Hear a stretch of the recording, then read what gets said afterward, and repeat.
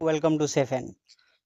तो अभी तक हम लोगों ने देखा था इवोल्यूशन चैप्टर में कि कैसे एविडेंसेस हमें मिले, जैसे कि पैलेंटोलॉजिकल एविडेंसेस है ना, मॉर्फो, ये होमोलॉजी, एनालॉजी ना, इस टाइप के एविडेंसेस, या फिर जो पहले का जो जीन था, पहले का अ, जो कैरेक्टर था, वो अभी अभी भी कुछ ऑर्गेनिजम्स में जैसे दिखते हैं।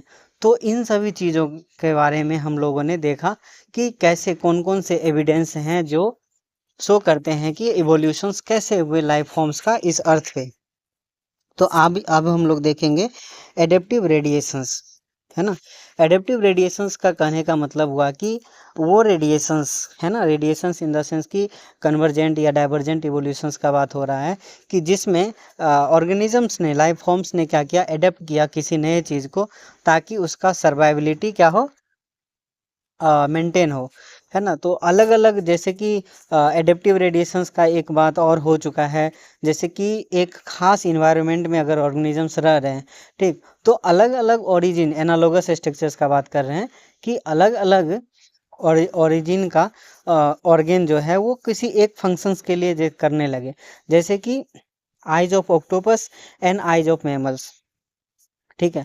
तो दोनों सी कर रहा है, ऑक्टोपस क्या है, इनवर्टिब्रेट्स है, एंड वर्टिब्रेट्स में दोनों क्या कर रहे हैं, से देखने का काम कर रहा है, बट एनालोगस ऑर्गेन है, बस फंक्शन सेम है, बट उसका ओरिजिन जो है वो अलग अलग है।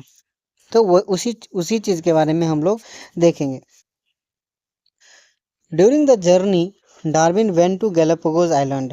गैलापागोस आइलैंड पे डार्विन जब गए, है ना, जब उन्होंने जर्नी किया था HMS बीगल नाम के जहाज पे, तो वो कहाँ गए, गैलापागोस आइलैंड पे।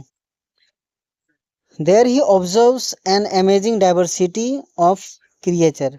वहाँ पे उन्होंने देखा कि amazing diversity of creatures, creatures के बहुत, मतलब कि हाईली हाई अमाउंट में क्या था वहाँ पे, डाइवर्सिटी प्रेजेंट था। ऑफ ए पर्टिकुलर इंटरेस्ट, है ना, जो उसका पर्टिकुलर इंटरेस्ट, मतलब जिस पे वो ज़्यादा ध्यान दिए, वो कौन से थे। Of a particular interest a small black bird later called Darwin finches amazed him. जो स्मॉल ब्लैक बर्ड जो थे, है ना, उन्होंने इनका ध्यान जो है अपनी तरफ खींचा, उन्होंने उस पर ज़्यादा स्टडी किया, कौन से, डार्विन ने, ठीक है। तो जिसका नाम बाद में क्या रखा गया, डार्विन फिंचेज नाम रखा गया। जो स्मॉल ब्लैक बर्ड था उसका नाम क्या रखा गया, डार्विन फिंचेज नाम रखा गया। He realized that there are many variety of finches in the same island. उन्होंने देखा कि उसी सेम वैरायटी का, है ना, डिफरेंट वैरायटीज थे उसी सेम ऑर्गेनिजम्स का, उसी सेम लाइफ फॉर्म्स का, उसी बर्ड का, उसी फिंचेज का जो है बहुत सारे वैरायटी देखे उन्होंने। All the vertebrates, all the varieties he concerned, है ना, जो भी वैरायटी उन्होंने देखा, evolve on a island itself, वो सभी के सभी इवॉल्व हुए उस आइलैंड पे अपने आप, ठीक है। From the original seed eating features, है ना, और उनका जो ओरिजिनल जो था, स्मॉल ब्लैक बर्ड जो थे, वो ओरिजिनली कैसे थे, सीड ईटिंग बर्ड थे। ओरिजिनली कैसे थे, सीड ईटिंग बर्ड थे। Many other forms with altered beak arrows, है ना, बहुत सारे अलग अलग फॉर्म उसका बना, जिसमें कि उनके बीक का साइज जो था, बीक जो थे, उसमें क्या हुआ, अल्टरेशंस हुए, है ना, वो चेंजेज हुए, अल्टर्ड हुए, यानी कि उसमें क्या हुए, चेंजेज आए, ठीक है। Enabling them to become, enabling them to become insectivorous and vegetarian finches। जो पहले सीड ईटिंग बर्ड थे, जो finches initially originally seed eating bird थे, अब उसमें डिफरेंसेस आने की वजह से वो इंसेक्टिव, उनके बीक में डिफरेंसेस आने की वजह से, उनके चोंच में डिफरेंसेस आने की वजह से, अब वो क्या हो गए, इंसेक्टिवोरस हो गए एंड वेजिटेरियन फिंचेज हो गए, ठीक है। या तो कुछ में से कुछ इंसेक्टिवोरस में बदल गए, कुछ वेजिटेरियन में बदल गए। This process of evolutions of This process of evolution of different species in a given geographical area, starting from a point and literally radiating to the other area of geography is called adaptive radiations. इस तरह के process है ना, this process of evolutions of different species, इस तरह के process जहाँ पे अडेप्ट कर रहा है, जैसे कि सिर्फ सीड ईटिंग बर्ड जो थे वो अडेप्ट कर गए कैसे, इंसेक्ट ईटिंग में, है ना, उसमें कुछ एडेप्टिव चेंजेस आए जिससे वो सीड ईटिंग थे, अब वो क्या कर रहे हैं, इंसेक्ट ईट कर रहे हैं, ठीक है, या वेजिटेरियन फिंचेस बन गए। तो इस तरह के process of evolution of different species in given geographical area starting from a point, मतलब किसी एक जगह से स्टार्ट होते हैं, and literally radiating to the other area of geographical इजकल, और एक जगह से ऐसा स्टार्ट हो से वो डिफरेंट एरिया में क्या होते हैं, फैल जाते हैं, इसे क्या बोलते हैं, एडेप्टिव रेडिएशंस बोलते हैं, जिस चीज़ का चर्चा हम लोगों ने इससे पहले भी कर रखा है। Darwin finches represent one of the best example of this phenomena. Darwin का जो फिंचेज था, वो जो ब्लैक बर्ड थे, है ना, स्मॉल ब्लैक बर्ड, वो इसका बेस्ट एग्जाम्पल है। Another example is Australian marsupials. Another example कौन है इसका, ऑस्ट्रेलियन मार्सुपियल्स। यानी एडेप्टिव रेडिएशंस के कितने एग्जाम्पल हो गए हमारे पास, पहला एग्जाम्पल हो गए डार्विन फिंचेज, एंड दूसरा एग्जाम्पल हो गए Australian marsupials. A number of marsupials, है ना, a number of marsupials, each different forms the other, evolved from ancestor stock, but all within the Australian island continent. मतलब कि Australian marsupial जो थे वो किसी एंसेस्ट्रल स्टॉक, यानी कि जो उनके पहले पूर्वज थे उनसे क्या हुए, इवॉल्व हुए, और इवॉल्व होके, है ना, अलग अलग उसमें एडेप्टिव रेडिएशंस आए, और वो एक दूसरे में क्या हुए, बदलते गए, और पूरे के पूरे जियोग्राफिकल एरिया जो ऑस्ट्रेलियन आइलैंड है वहाँ पे पूरे कंटिनेंट में क्या हो गए, बिखर गए। When more than one adaptive radiations appears to evolve occur in isolated geographical area, जब एक से ज़्यादा एडेप्टिव रेडिएशंस किसी एक एरिया में हो ना, ठीक है, एक एरिया में हो, one can call this convergent evolution. तो उसे क्या बोल सकते हैं, कन्वर्जेंट इवोल्यूशंस।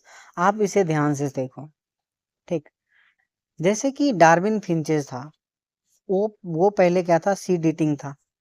तो डार्विन फिंचेज में जब एडेप्टिव रेडिएशंस हुए, ठीक, तो अगर किसी एक के बारे में देखेंगे तो उससे क्या हुआ कि कन्वर्जेंट इवोल्यूशंस, डाइवर्जेंट इवोल्यूशन हुआ, है ना। एक ऑर्गेनिजम्स का जब हम एडेप्टिव रेडिएशन देखेंगे तो डाइवर्जेंट इवोल्यूशन हमें दिखेगा कि एक ही एंसेस्टर से बहुत सारे अलग अलग ऑर्गेनिजम्स के वेराइटी में डेवलपमेंट हुए, ठीक।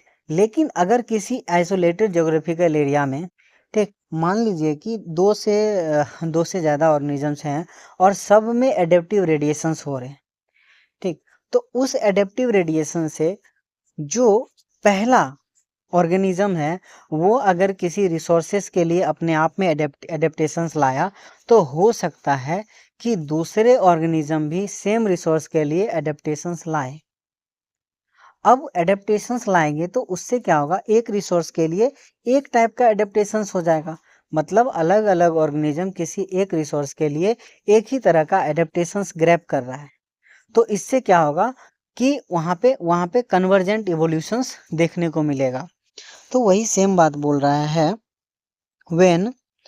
when more than one adaptive radiations appear to have occurred in isolated geographical area representing different habitats, one can also call this convergent evolution। इसे convergent evolutions भी कहा जा सकता है, ठीक। ऑस्ट्रेलियन मार्सुपियल्स हमने देखा, ठीक, उसके बारे में भी देखे, जैसे ऑस्ट्रेलियन मार्सुपियल्स है, तो मार्सुपियल्स एक थे, ठीक है, उसके अंदर रेडिएशंस हुए, तो उससे आगे चल के क्या हुआ, सेमेनियन वुल्फ का फॉर्मेशन हो गया, टाइगर कैट का फॉर्मेशन हो गया, बैंडेड एंटेटर का फॉर्मेशन हो गया, marsupial rats, kangaroo, wombat, bandicoot, koala, है ना, marsupials moles and the sugar glider, ये सभी के सभी क्या हुए, एडेप्टिव रेडिएशंस के प्रोडक्ट हैं, ये सभी के सभी। उसके बाद हम देखते हैं placental mammals in Australia also exhibit adaptive radiation. Placental mammals जो थे वो भी क्या किए, एडेप्टिव रेडिएशन शो किए, involving into the variety of such placental mammals each of which appear to be similar to the corresponding marsupials. ये convergent evolutions के बारे में बता रहे हैं दोस्तों, कि जैसे इन्होंने बोला कि ऑस्ट्रेलियन मार्सुपियल्स जो थे उन्होंने क्या हुआ, उसमें एडेप्टिव रेडिएशंस आए ना, तो उससे क्या हुआ ना, Tasmanian wolf, tiger cat, banded ant eater है ना, marsupial rats, kangaroo, wombat, bandicoot, koala है ना, marsupials and the sugar glider, इन सभी का फॉर्मेशंस हुआ है ना। मार्सुपियल्स जब एडेप्टिव रेडिएशंस किए तो इन सभी का फॉर्मेशंस हुआ। तो वहीं पे जब प्लासेंटल मैमल्स, ये जो प्लासेंटल मैमल्स है इसमें एडेप्टिव रेडिएशंस हुए, तो each of which appears to be similar to corresponding marsupials, उसमें से हर एक जो था ना वो किसी न किसी मार्सुपियल्स के साथ सिमिलरिटी शो कर रहा था, क्योंकि रिसोर्सेज सेम थे। Adaptive radiations and convergent evolutions यहाँ पे हुए, एक रिसोर्सेज के लिए अलग अलग रेडिएशन जो है ना एक जगह पे आए, जिस वजह से कन्वर्जेंट इवोल्यूशंस यहाँ पे हुए। Placental wolves and the Tasmanians wolf marsupials यहाँ पे फिगर 6.7 में देखने को मिला है। तो वो फिगर मैं अभी आप लोग को दिखाता हूँ। तो ये देखिए, placental mammals and the Australian marsupials, इस दोनों में क्या हुए, अलग अलग जो है वो रेडिएशंस हुए। अब इस रेडिएशंस की वजह से क्या हुए, जहाँ पे सेम रिसोर्सेज के लिए कन्वर्जेंट इवोल्यूशंस के लिए यहाँ पे मोल का फॉर्मेशन हुआ प्लासेंटल मैमल्स में, तो ऑस्ट्रेलियन मार्सुपियल्स में क्या हुआ, मार्सुपियल मोल का फॉर्मेशन हुआ।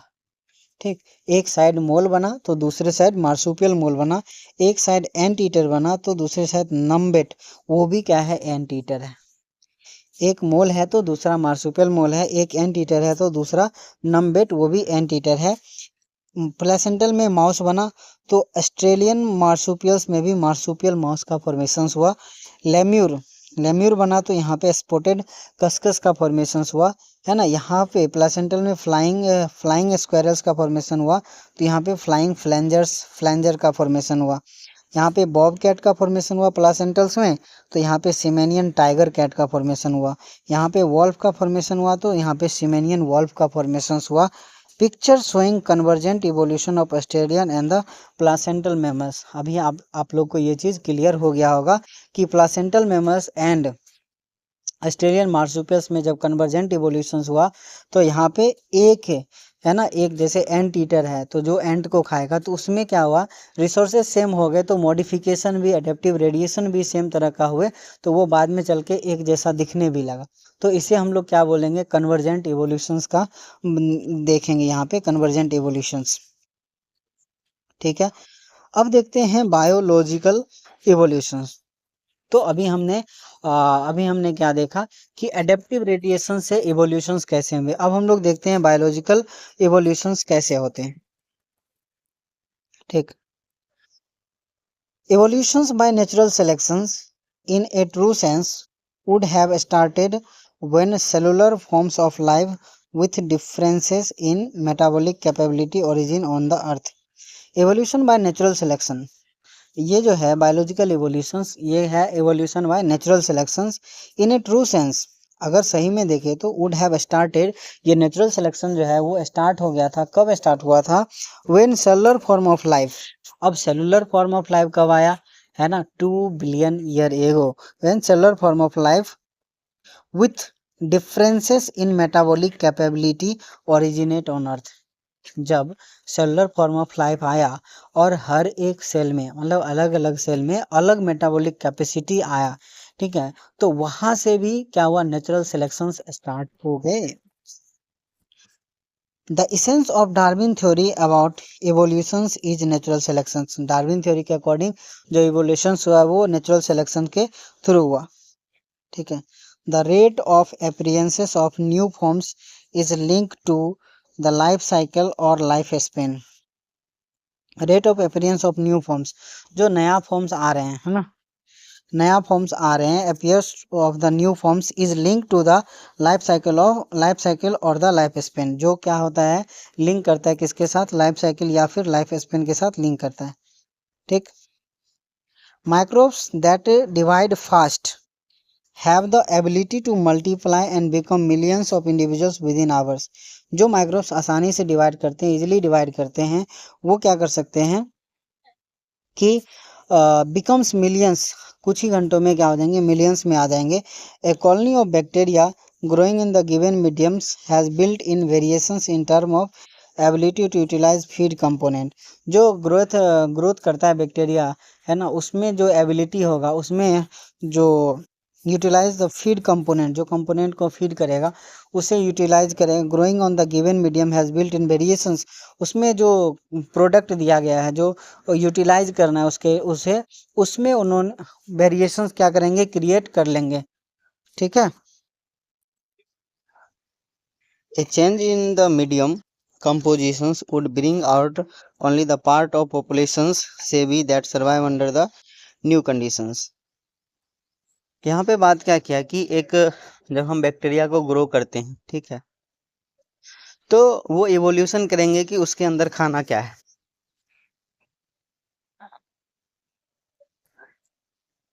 ठीक, तो मान लिए कि कुछ उस खाने को लेके ना, ए, जैसे कि कुछ बैक्टीरिया, कॉलोनी ऑफ बैक्टीरिया जिसका नाम दिया ए, है ना, वो ग्रो किया अच्छे से।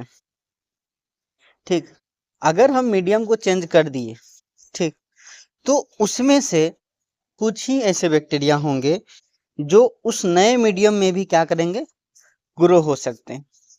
यहाँ मीडियम चेंज करने का मतलब हुआ कि इन्वायरमेंटल चेंजेज हो गए, है ना, फूड हैबिट में चेंजेज हो गए, है ना, केमिकल कंपोजिशंस बदल गए।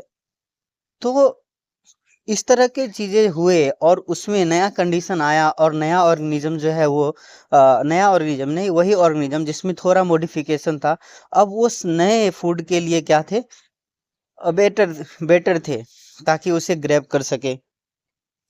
इन ड्यू कोर्स, समय बीतने के साथ, है ना, this variant populations outgrowth the other and appears as a new species.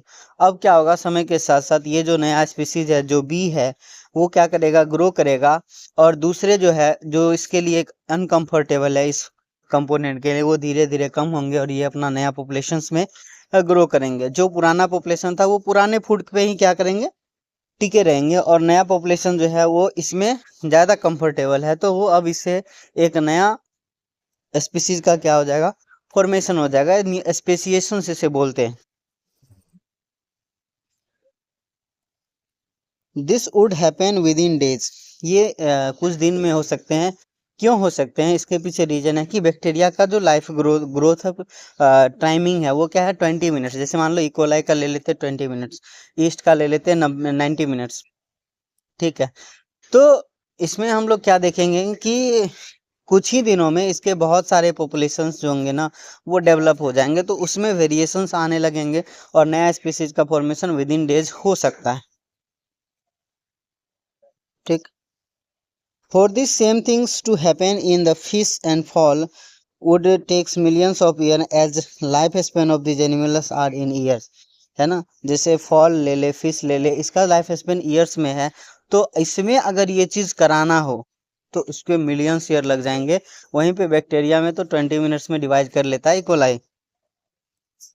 ठीक है, here we say that fitness of B is better than A under new condition। हम लोग बोल सकते हैं जो बी टाइप के थे, वो उनका फिटनेस क्या था, अच्छा था न्यू कंडीशंस के सामने, तो उसमें क्या हुए, ज़्यादा ग्रोथ हुए। नेचुरल सिलेक्शन फॉर फिटनेस, है ना, और इसे क्या बोले, फिटनेस ने नेचुरल सिलेक्शन, नेचर ने इसे सेलेक्ट किया, nature selection for fitness, nature ने सेलेक्ट किया किसके, फॉर फिटनेस, जो नए कंडीशन के लिए फिट है उसे नेचर ने क्या किया, सेलेक्ट किया। One most remember that the so called fitness is based on characteristics which are inherited. हमें याद रखना चाहिए कि ये जो फिटनेस है based on characteristics which are inherited, उस कैरेक्टरिस्टिक पे बेस है जो कि इनहेरिट हुए हैं। ठीक है, उस कैरेक्टर पे बेस नहीं है जो कि ऐसे नॉर्मली सोमेटिक सेल में चेंजेज आए हैं, है ना, उस पे ये कैरेक्टर्स है ना, उस पे ये डेवलपमेंट जो है, उस पे ये डिफ्रेंसिएशन, ये फिटनेस जो है वो मायने नहीं करता है। ठीक है, उस चीज़ पे डिपेंड करता है जो जीने जेनेटिक सेल में चेंजेस आए हैं और वो नेक्स्ट जनरेशन तक इनहेरिट हो सकते हैं। ठीक है, hence there must be genetic basis of for getting selected and to evolve. इसीलिए must be genetic basis for getting selected, यहाँ पर जेनेटिक बेसिस होगा सेलेक्टेड होने के लिए नेचर में, एंड टू इवॉल्व होने और उसे ग्रो करने के लिए, इवॉल्व होने के लिए, है ना। ऐसा नहीं कि सोमेटिक सेल में चेंजेस आए इस स्टेज में तो, है ना, इस लाइफ साइकिल में तो उन्होंने अच्छा काम किया, है ना, उसे बेनिफिट किया, नेचर ने सेलेक्ट किया, है ना, बट ये कैरेक्टर जो है आगे इनहेरिट ही नहीं हुए, तो ऐसा नहीं होगा। ठीक, तो उससे स्पेसिएशंस नहीं होंगे। Another way to saying the same thing is that some organisms are better adapted to survival in an otherwise hostile environment। हम कह सकते हैं कि कुछ ऑर्गेनिज्म जो है वो हॉस्टाइल एनवायरनमेंट में सर्वाइव करने के लिए ज़्यादा, है ना, एडेप्टेड होते हैं, बेटर एडेप्टेड होते हैं, मतलब कि अच्छे से एडेप्ट कर पाते हैं। Adaptive ability is inherited. Adaptive ability is inherited, वो एडेप्टिव एबिलिटी जो है वो एक जनरेशन से दूसरी जनरेशन जाए। इट हैज जेनेटिक बेसिस, और इसमें क्या होगा, जेनेटिक बेसिस होगा। और fitness is the end result of ability to adapt and get selected by nature. Fitness क्या है, end result of ability to adapt. Fitness is end result of the ability to adapt and get selected by nature, है ना, and get selected by nature. Fitness क्या है, end result of ability to adapt, है ना, तो नया conditions को adapt कर कितने अच्छे से कर पाते हैं और नेचर उसे सेलेक्ट करता है या नहीं, इस चीज़ पे उसका फिटनेस जो है वो डिपेंड करता है।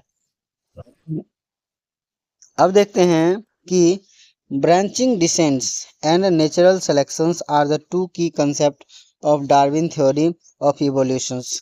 ब्रांचिंग डिसेंट क्या हुआ कि वो जो है कैरेक्टर वो एक जनरेशन से दूसरे जनरेशन में क्या हो रहे हैं, ट्रांसफ़र हो रहे हैं। इसमें एक जनरेशन से दूसरे से तीसरे, तीसरे से चौथे, ऐसे क्या कर रहे हैं, वो डिसेंट कर रहे हैं। ब्रांचिंग डिसेंट करने का मतलब हुआ एंड नेचुरल सिलेक्शंस, और नेचर ने उस ब्रांचिंग डिसेंट हुआ उसमें कुछ वेरिएशंस आए और उस वेरिएशंस को नेचर ने सेलेक्ट किया, तो इसे क्या बोलेंगे, this is the two concept of Darwin evolution, Darwin theory of evolution. Darwin के इवोल्यूशन थ्योरी के दो की कंसेप्ट क्या है, natural selection and branching descent. Even before Darwin, a French naturalist Lamarck's has said that evolution of life forms had occurred but drive by use and disuse of organ। यानी कि इससे पहले, है ना, Darwin से पहले लेमार्क ने अपना थीसिस दिया था कि जो इवोल्यूशंस हो रहे हैं ना, वो use and disuse of organ के वजह से क्या हो रहे हैं, इवोल्यूशंस हो रहे हैं। मतलब जिन जिन ऑर्गन का हम लोग ज़्यादा यूज करते हैं वो अगले स्टेज में, है ना, नेक्स्ट जनरेशन्स में उसमें से कुछ इन्फॉर्मेशन जो हैं वो क्या होते हैं, पास ऑन होते हैं, और धीरे धीरे करके वो इन्फॉर्मेशन जो हैं वो इनहेरिटेड होने लगते हैं और नया स्पीसीज का फॉर्मेशन होने लगता है। He gave the example of Griffith.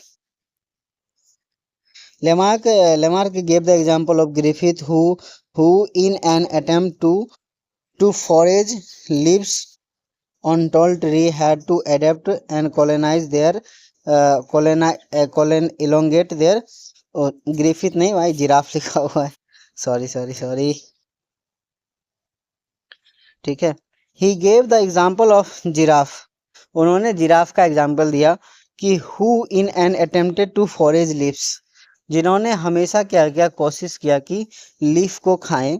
On tall tree had, मतलब लंबे ट्री जो थे उसके लीव्स को खाए, है ना, हैड टू एडॉप्टेड, तो उन्होंने अडेप्ट किया बाय इलोंगेशंस ऑफ देयर नेक। उन्होंने अडॉप्ट क्या किया, अपने गर्दन को ऊंचा कर कर के खाने लगा, तो धीरे धीरे उसके अंदर ये एडप्शंस आया और उनके गर्दन जो है वो लंबी हो गई। as they passed on this acquired character of elongated neck to succeeding generations, giraffe slowly over the year comes and acquire long neck. Nobody believes this conjecture anymore, है ना। और समय बीतते गया, धीरे धीरे ये कैरेक्टर जो है उसके जीन में आ गया और जीन से इनहेरिटेड होने लगा, और इस तरह की बातें को किसी ने विश्वास नहीं किया। इज इवोल्यूशन ए प्रोसेस और रिजल्ट ऑफ ए प्रोसेस? क्या इवोल्यूशन एक प्रोसेस है या फिर प्रोसेस का रिजल्ट है? The world we see in animate and animate is only the success story of evolution. जो वर्ल्ड हम लोग अभी देख रहे हैं वो सभी क्या है? सक्सेस स्टोरी है। किसका? इवोल्यूशंस का।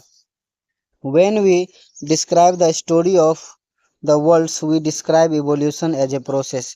जब हम क्या करते हैं? Describe the story of this world, है ना। जब इस वर्ल्ड का when we describe the story of this world, we describe evolutions as a process. हम लोग क्या करते हैं? evolutions को as a process बताते हैं। इसमें क्वेश्चन पूछा ना कि इवोल्यूशन इज ए प्रोसेस और रिजल्ट ऑफ प्रोसेस, है ना। और मतलब कि इवोल्यूशन खुद एक प्रोसेस है या फिर रिजल्ट ऑफ प्रोसेस है। तो उसमें हम बताया when we describe the story of this world, जब हम इस दुनिया के स्टोरी के बारे में बताते हैं तो we describe evolution as a process.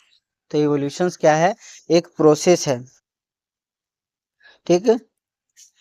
On the other hand, when we describe story of life on earth, जब हम इस बात पे डिस्क्राइब करते हैं कि story of life on earth, life के स्टोरी के बारे में बात करते हैं, we treat evolutions as a consequences of process called natural selections. हम ट्रीट करते हैं कंसिक्वेंसेस ऑफ प्रोसेस यानी रिजल्ट ऑफ प्रोसेस, जिसका नाम दिया गया नेचुरल सिलेक्शंस। तो जब हम लोग इस बारे में बात करते हैं स्टोरी ऑफ दिस वर्ल्ड, है ना, जब हम इस वर्ल्ड की स्टोरी के बारे में बात करते हैं तो हम बात करते हैं एज ए प्रोसेस, है ना, एज ए प्रोसेस। एंड जब हम इस बारे में बात करते हैं कि story of life on earth, story of life on earth का बात करते हैं, है ना, तो उसे as a result of process के तरफ देखते हैं। We still not very clear about to regard evolutions and natural selection as a process and end result of well non process, है ना। हम लोग we are not still very clear whether the regard evolutions and natural selections as a process और and result of unknown process. हम अभी भी इस चीज़ में कंफ्यूज है कि ये प्रोसेस है या फिर एंड रिजल्ट ऑफ प्रोसेस है, ठीक है।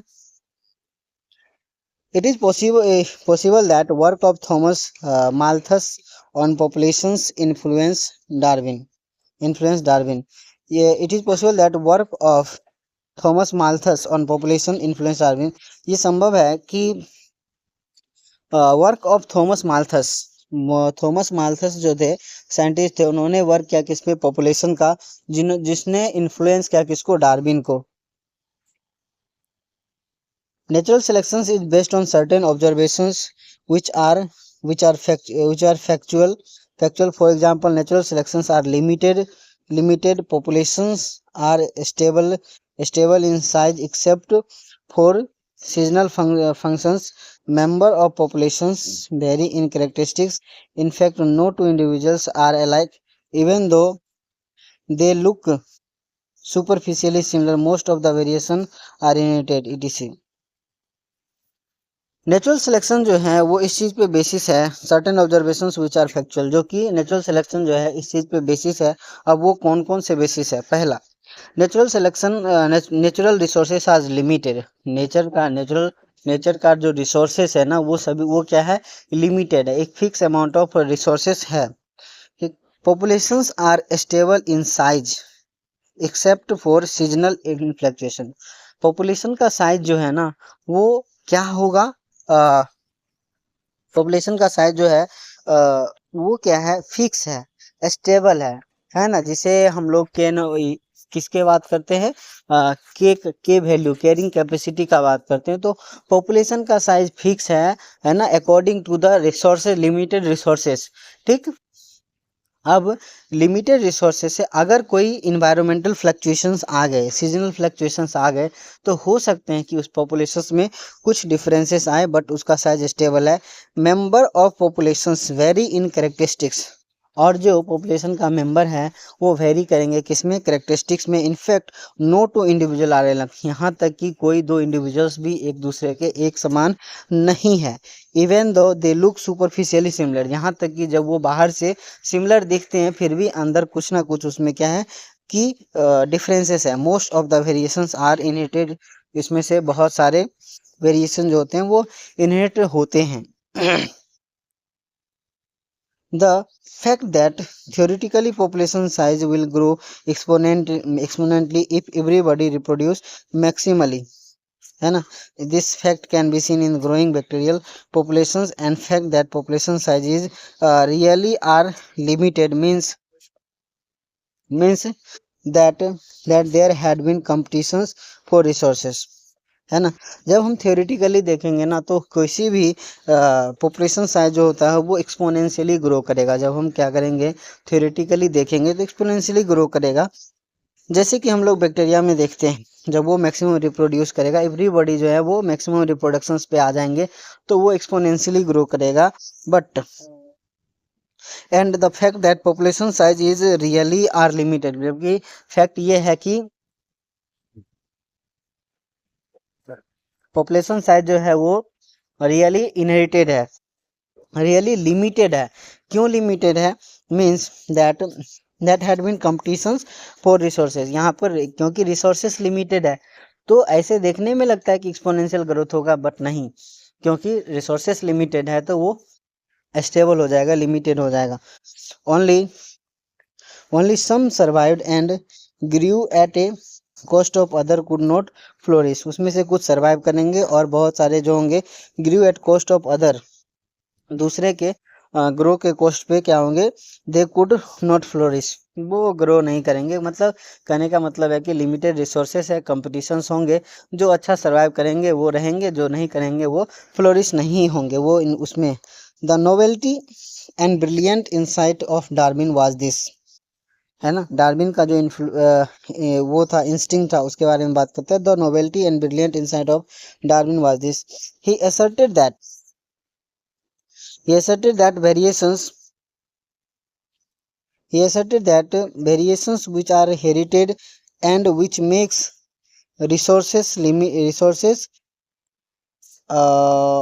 utilizations better for few will enables only those reproductive and leaves more progeny। इसका कहने का ये मतलब हुआ कि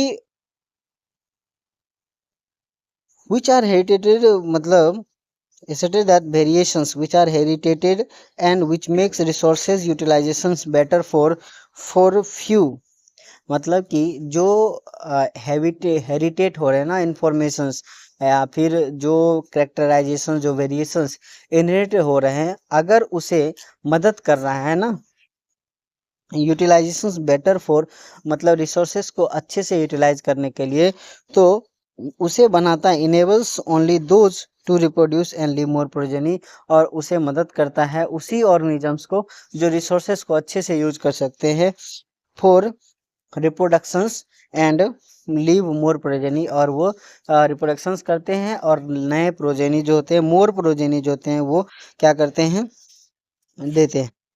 Hence, for a period of times over many generations, survivors will leave more progeny, and that could be change in population characteristic, and hence new form of appear to arise। और ऐसा अगर लंबे समय तक चलते रहेगा तो उससे क्या होता है, जो सर्वाइवर थे उनका साइज बहुत बढ़ जाएगा, और जो सर्वाइव नहीं कर पाए वो धीरे धीरे घट जाएगा, और जो सर्वाइवर था उसके अंदर कुछ तो कैरेक्टरिस्टिक डिफरेंट था, तो अब उस कैरेक्टरिस्टिक्स को लेके एक नया स्पीसीज का क्या हो जाएगा, फॉर्मेशन हो जाएगा। ये था डार्विन थ्योरी ऑफ इवोल्यूशंस। ठीक है, इसके आगे हम लोग नेक्स्ट क्लास में देखेंगे। तब तक के लिए okay bye, thank you so much.